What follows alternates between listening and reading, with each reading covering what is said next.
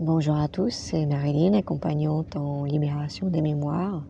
Je viens profiter de cette belle journée automnale pour revenir faire un petit tour sur la baie et vous parler aujourd'hui des énergies ambiantes. Les énergies qui nous animent actuellement sont assez puissantes, hein. Le mois de novembre est généralement un mois assez costaud, autant dans le bon sens que dans le sens peut-être un peu moins confortable, on va dire. Eh bien, parce que tout simplement, nous sommes dans l'énergie du Scorpion. Et le Scorpion, c'est le signe de la roue du zodiaque qui nous permet de nous transformer. Parce que le Scorpion, il n'y va pas par quatre chemins. Il va droit au but et quand il y a quelque chose à dégager, eh bien, il le dégage. Donc que ça plaise ou non, eh bien, nous sommes invités à faire une petite mise à jour ou une grosse mise à jour selon les dossiers. Mais en tout cas, nous sommes vraiment invités à descendre dans les profondeurs là, les profondeurs de l'inconscient, les profondeurs de nos mémoires, pour aller dénicher ce qui nous entrave encore et qui nous empêche d'aller vers une belle renaissance au printemps prochain. Ce sera une belle renaissance, hein, que ce soit sur le plan individuel ou collectif. Mais en attendant, effectivement, on va aller un petit peu se confronter à nos forces plus ou moins sombres, plus ou moins obscures, pour aller mettre en lumière justement tout ce qui a besoin d'être mis en lumière, c'est-à-dire tout ce qui n'est pas dans la paix ni dans l'amour. Donc, il est fort possible qu'émotionnellement ce soit compliqué, que physiquement ce le soit aussi, puisque le corps ne fait que transmettre les messages des émotions refoulées. Et je vais en profiter d'ailleurs pour répondre à une question qui m'a été posée, ça date, je crois que c'était cet été. C'était pas sur la dernière vidéo, c'était celle d'avant, où on me demandait justement si je pouvais parler des émotions et comment apprendre en fait à maîtriser nos émotions, comment les gérer, comment vivre quelque part avec nos émotions, comment oser faire face à nos émotions. Bien souvent, nous avons refoulé tout un tas d'émotions depuis notre enfance et ces émotions se sont cristallisées dans notre corps physique. C'est pour ça que les mots du corps ont un message à nous transmettre, parce que tout ce qui n'a pas été exprimé en fait émotionnellement s'imprime dans nos cellules.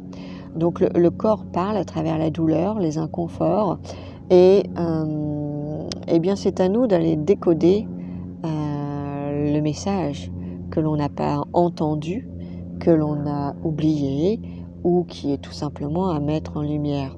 Le Scorpion, il va nous faire travailler justement sur nos souffrances, sur nos blessures, nos grandes blessures d'âme. Et quand on se retrouve face à ces blessures, c'est clair qu'on peut se retrouver devant un chaos émotionnel, parce qu'en fait, les émotions vont remonter à partir du moment où vous allez faire ce chemin de rencontre avec vous-même. Donc au départ, c'est pas confortable, parce que si on a refoulé nos émotions, c'est pas par hasard, c'est bien parce qu'on ne voulait pas les vivre. Et on a l'impression, on a cette croyance que si on laisse nos émotions s'exprimer, nous allons vivre dans la souffrance. Et c'est une belle croyance, parce qu'en fait, on vit dans la souffrance parce qu'on n'exprime pas nos émotions. Une émotion, quand elle se présente, que ce soit la colère, la tristesse,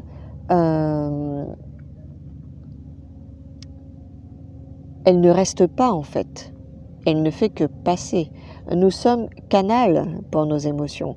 L'émotion, c'est juste une énergie, c'est un champ informationnel qui vient nous guider sur notre chemin, qui vient nous dire, nous expliquer que si on est dans la colère, c'est que quelque part on est dans l'opposition par rapport à quelqu'un, par rapport à une situation, c'est qu'on est dans la frustration par rapport à quelque chose qu'on aimerait avoir ou être et qu'on n'a pas ou qu'on n'est pas.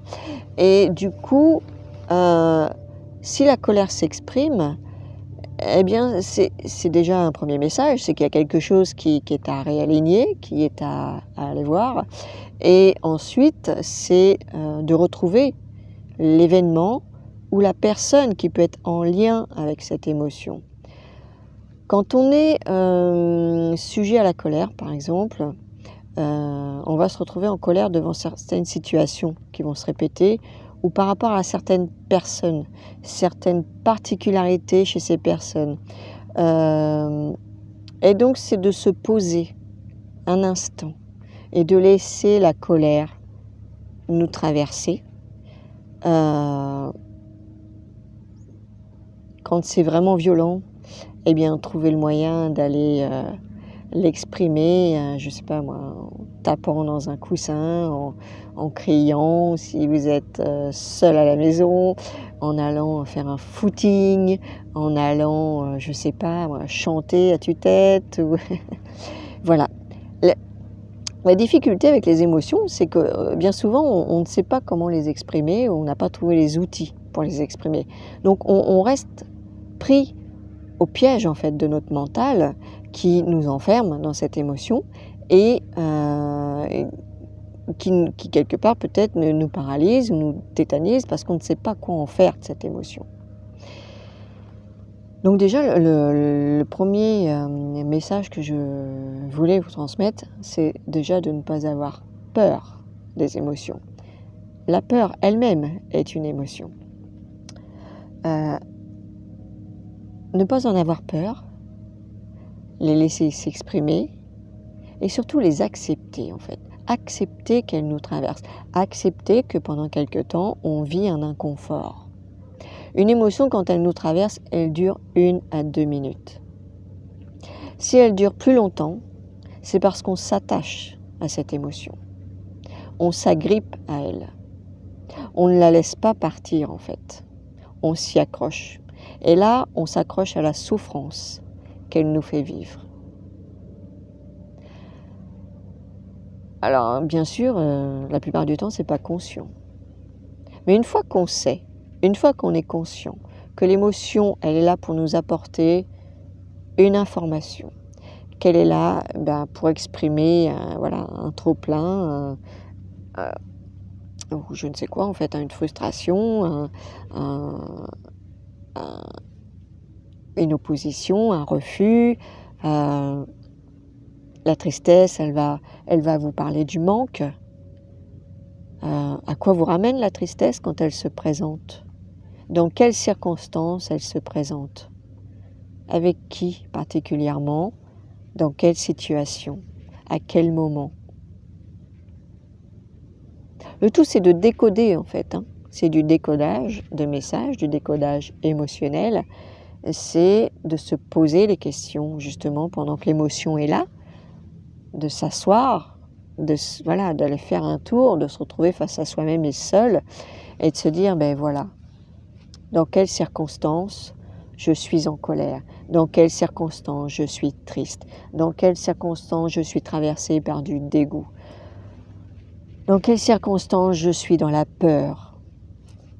Et à chaque fois qu'une émotion se présente, c'est se poser ces questions-là, vous laissez traverser. Il n'y a aucune raison, on ne va pas mourir parce qu'on se laisse traverser par une émotion. Faites l'expérience, laissez-vous traverser, un petit peu comme les nuages qui passent dans le ciel. On apprend ça avec nos pensées en méditation. Les pensées, ce sont simplement des nuages qui passent dans le ciel. Le nuage ne fait que passer en fait. il n'est pas là pour nous déranger, hein, pour nous couper de la lumière. Il poursuit son chemin, parce qu'il a un chemin en fait à parcourir, donc il poursuit son chemin. Les pensées, c'est la même chose. On se retrouve dans la souffrance par rapport à nos pensées et nos émotions quand on s'y accroche. C'est-à-dire quand on tourne en boucle sur un même sujet, sans arrêt. Quand notre mental rumine et tourne autour de la même question, ad vitam aeternam, pendant X temps. Et pendant qu'il tourne sur cette question et cette pensée ou cette émotion, en fait, il nous maintient dans la souffrance. Le fait de lâcher prise, en se laissant traverser, en acceptant cet inconfort quelques minutes, eh bien, faites l'expérience. Et vous pourrez constater que plus vous serez dans l'acceptation des émotions, plus vous serez dans l'acceptation de l'inconfort, et plus vous allez vous en libérer très vite. C'est un exercice à faire parce qu'on n'est pas habitué. Donc, au début, ça peut prendre peut-être un petit peu de temps. Mais en s'exerçant et en le faisant à chaque fois, en étant déjà en conscience, ça aide déjà, hein, le fait d'être conscient que, ah bah oui, on peut changer les choses quand on est dans un débordement émotionnel. Déjà, le fait d'avoir cette conscience-là que oui, je peux changer les choses et non, je ne suis pas obligé de rester dans la souffrance, déjà, ça change tout. Ça change même beaucoup de choses parce qu'on reprend notre pouvoir, on reprend le pouvoir sur notre mental et on commence à lui dire maintenant ça suffit, ton petit jeu, j'ai bien compris, mais tu ne vas plus m'emmener dans tes méandres parce que maintenant j'ai bien compris et je sais à quoi correspond mon émotion de peur, de colère, de tristesse quand elle se présente. Donc premièrement, se laisser traverser. Deuxièmement, être vraiment dans l'accueil et l'acceptation de vivre ces émotions, même physiquement. Parfois, oui, ça peut faire mal au ventre, parfois on a envie de pleurer, parfois, mais voilà. C'est le corps a besoin en fait d'exprimer. Et plus vous exprimerez, et plus vous vous libérez en fait. Et ensuite, les émotions, ce sont aussi de très bons moteurs pour la créativité. Les poètes, les auteurs, les écrivains qui écrivent sous l'émotion de la tristesse peuvent écrire des textes merveilleusement beaux parce qu'ils nous transmettent en fait cette émotion qui vient toucher notre âme. Quand on est dans l'émotionnel, on écrit à partir du cœur, et là il n'y a pas de filtre en fait, donc ça sort comme ça sort. Bon, des fois ça ne sort pas forcément de la meilleure façon qui soit, mais voilà, après on peut reprendre les textes hein, si on a envie de les partager. Mais c'est surtout que l'écriture avant tout est déjà un outil thérapeutique en elle-même, parce qu'elle nous permet de déverser justement ce trop-plein émotionnel sur le papier. Et une fois que c'est déversé sur le papier, c'est plus dans notre tête ni dans notre cœur. Là, je vous renvoie à la vidéo que j'ai enregistrée sur l'écriture, parce que j'en parle un peu plus. Et pour moi, ça a été un outil, ça a toujours été un outil extraordinaire pour me libérer de mes débordements émotionnels. Il y a un autre outil aussi qui est fabuleux, c'est le sport, tout simplement. Parce que le sport nous permet de décharger ce trop-plein d'énergie et en même temps, eh bien, il fait nous, comment dire, il nous aide à développer certaines hormones qui sont apaisantes. Après, au niveau créativité, bon, il n'y a pas que l'écriture, hein. Vous pouvez aussi bien vous lancer dans la peinture, dans la sculpture, dans la poterie, dans tout ce que vous voulez, à partir du moment où vous pouvez vous exprimer librement. Donc c'est source de créativité. Et c'est de cette façon qu'on peut découvrir certains talents qu'on ignorait. Donc les émotions sont avant tout révélatrices de messages, révélatrice de mémoires aussi, que ce soit des mémoires karmiques, transgénérationnelles ou celles de l'enfant intérieur. Dans tous les cas, elles sont un guide. Donc il y a différentes manières en fait pour apprendre à les maîtriser.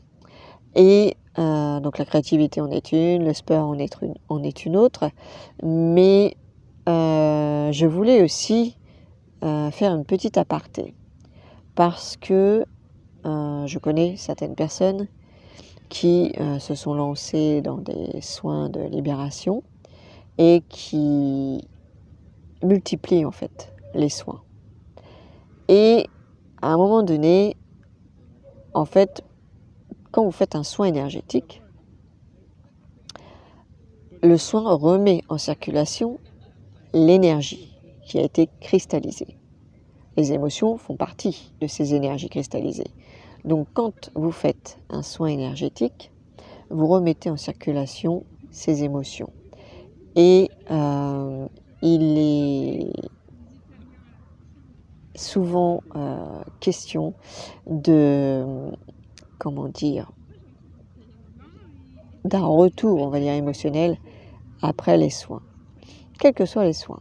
À partir du moment où vous remettez l'énergie en circulation, vous remettez les émotions en circulation. Alors je mets en garde en fait les personnes qui font des soins pour sortir de leurs émotions et les supprimer en fait. Comme si on mettait un pansement dessus. Les soins énergétiques ne sont pas faits pour ça, ils font même l'inverse. Parce qu'une émotion, pour s'en libérer, eh bien, il faut qu'elle soit exprimée. Donc pour être exprimée, eh bien, il faut qu'elle nous traverse et il faut qu'on y fasse face. Donc si vous n'êtes pas prêt à faire face à vos émotions, si vous n'avez pas le courage de faire face à vos émotions, eh bien, ne cumulez pas les soins. Et de façon générale, je dirais qu'il n'est pas utile de cumuler les soins les uns derrière les autres pour la bonne et simple raison que vous noyez le poisson, si je peux dire, en faisant ça. C'est-à-dire que vous ne prenez pas le temps d'intégrer le soin. Donc si vous n'intégrez pas le soin n'a aucune efficacité en fait. Vous n'allez faire que multiplier les décharges émotionnelles. Et vous n'allez pas pouvoir, dans ces conditions-là, pouvoir intégrer ce soin et les informations que vous êtes censé recevoir. On ne tire pas sur une plante pour qu'elle pousse plus vite. Et chacun a son rythme. Donc, pour certains, ça va être 3 semaines. Pour d'autres, ça va être 3 mois, 6 mois, 9 mois. Peu importe en fait, mais nous avons chacun notre rythme. Si vous vous rendez compte que finalement vous faites des soins et vous n'arrivez pas à vous sortir de votre marasme, eh bien c'est peut-être que vous en faites de trop, ou alors que vous ne vous êtes pas orienté vers les méthodes qui vous conviennent.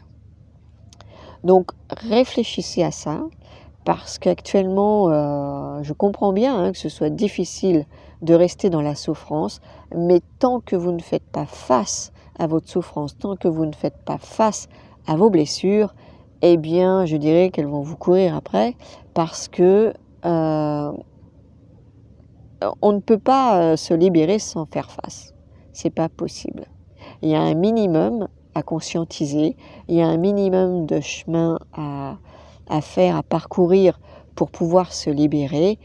Et si vous ne mettez pas les choses en conscience, vous ne pouvez rien transformer. Donc qui dit conscience, eh bien dit oui, je me confronte à mes zones d'ombre, je me confronte à mes blessures profondes, et parfois quand ce sont des blessures de maltraitance physique, sexuelle, eh bien, parce que ça remonte énormément en ce moment et c'est pas fini, eh bien, il faut prendre le temps. Il faut devenir bienveillant avec soi. Ne soyez pas avec vous-même le bourreau. Ne remplacez pas le bourreau que vous avez rencontré. Soyez bienveillant, soyez tolérant, soyez patient avec vous. L'amour de soi commence par là. Respecter son rythme dans les soins, respecter sa cadence, respecter ses limites, parce que là aussi on a des limites. Chaque chose vient en son temps, chaque chose vient quand on est prêt, et ça ne sert à rien de tirer sur la plante pour qu'elle pousse plus vite. Vous allez la casser.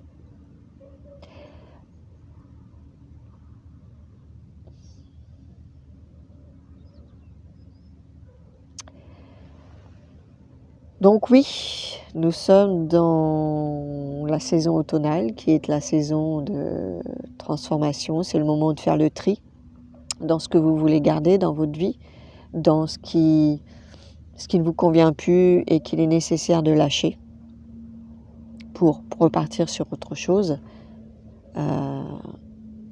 au printemps.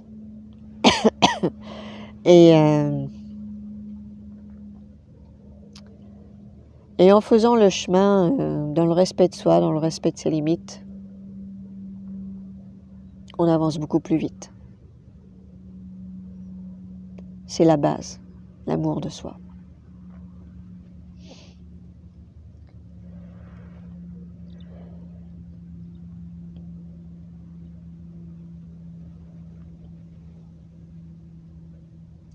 Plus vous serez dans l'amour et la paix avec vous-même,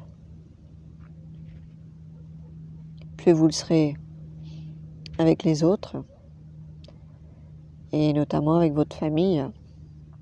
Pour les gens qui travaillent sur le transgénérationnel, qui essaient de se sortir de leur carcan, eh bien, plus vous serez dans une démarche d'amour, de paix, de compassion, même pour les événements les plus dramatiques. En amour de vous, en amour de vous, dans la paix avec vous-même. À partir du moment où vous l'êtes avec vous, vous l'êtes avec les autres après. Et vous arrivez à vous détacher, à vous sortir de la souffrance. Tant que vous tournez en boucle dans la colère ou dans la tristesse, dans le dégoût,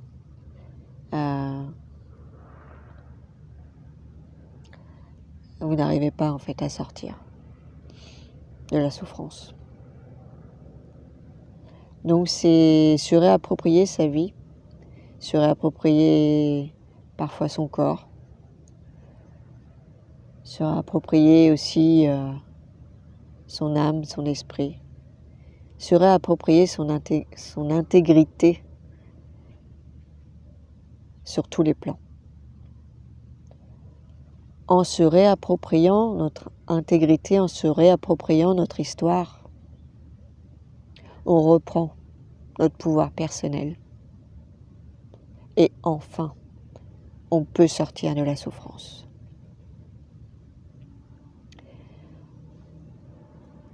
Je n'ai jamais dit que c'était facile, ça peut prendre quelques années, mais on a des outils aujourd'hui qui nous permettent vraiment d'accélérer les choses. Déjà en coupant les liens karmiques avec la famille, en coupant les liens karmiques avec vos bourreaux, et bien sûr en coupant les liens avec tous les schémas destructeurs, tous les schémas bloquants.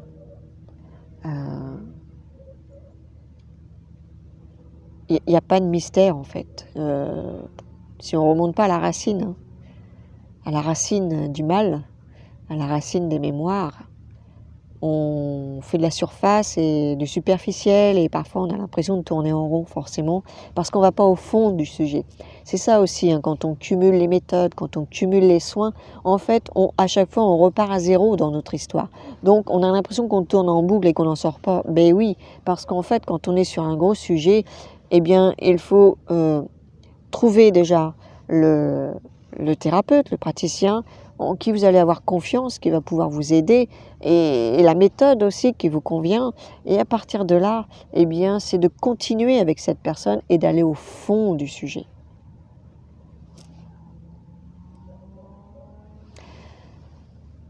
l'éparpillement dans les soins, c'est une fuite en fait. C'est une fuite du soin quelque part. C'est une fuite de une fuite de la liberté.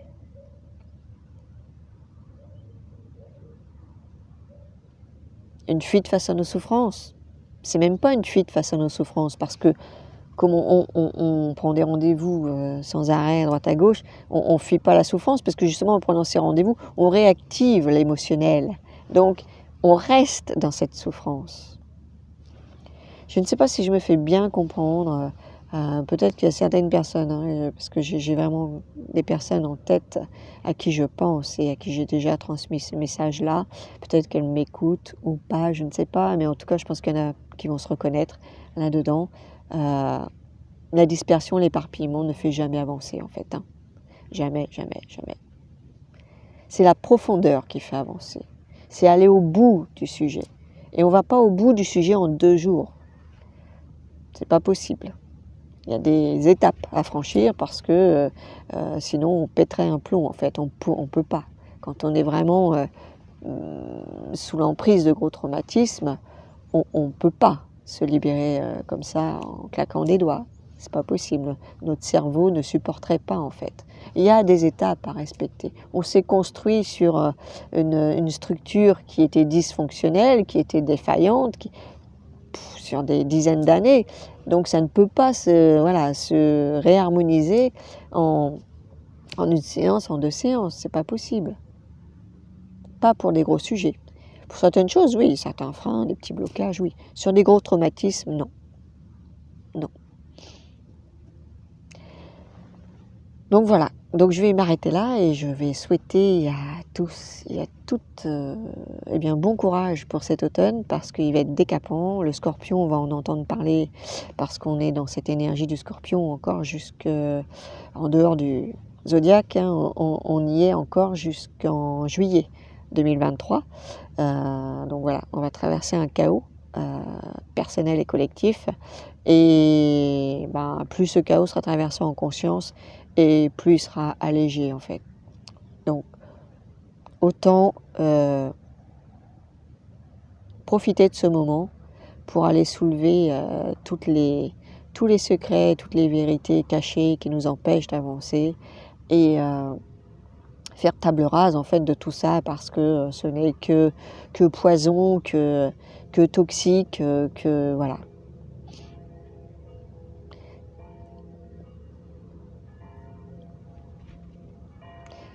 Je ne sais pas si vous voyez le soleil derrière moi.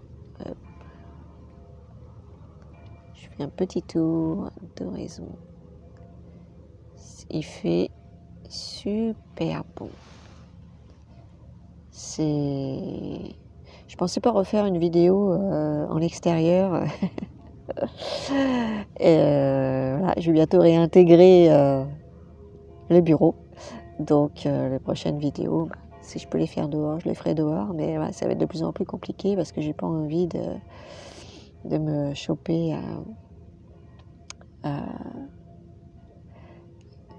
froid comme la dernière fois. Allez, sur ce, je vous souhaite une bonne journée et merci à vous pour les partages. Merci à vous pour vos commentaires. Et je vous invite aussi à vous abonner sur le blog parce que j'ai préparé quelques petites notes pour les énergies de l'année prochaine, l'énergie du 7. Et j'ai beaucoup de choses, je pense que je vais faire plusieurs articles parce que le chiffre 7 est un chiffre qui me parle plus personnellement. Donc je vais aller un petit peu plus en profondeur sur celui-ci et je vais avoir plein de choses à noter vraiment par écrit, surtout concernant les mémoires. Pour les gens qui travaillent sur leur mémoire, eh bien vous aurez quelques pistes de libération qui vont être générales parce que voilà, hein, c'est comme un thème astral. Hein, quand on parle au collectif, on donne des informations générales. Après, si vous voulez du personnel, eh bien il faut faire une recherche plus spécifique pour vous, en lien avec votre âme. Et si vous voulez encore plus personnel, eh bien, il faut travailler sur votre identité, l'énergie de votre identité et celle de votre date de naissance, parce que là, vraiment, il y a de quoi faire. On peut aller en profondeur vraiment et attaquer des sujets qui vont être beaucoup plus proches de nous, qui vont nous parler vraiment dans notre vie. Et voilà, c'est vraiment autre chose, c'est beaucoup plus fin, mais c'est aussi beaucoup plus efficace pour les libérations. Alors je vous souhaite une belle journée ou une bonne soirée et je vous dis à très vite. Ciao ciao, bye bye.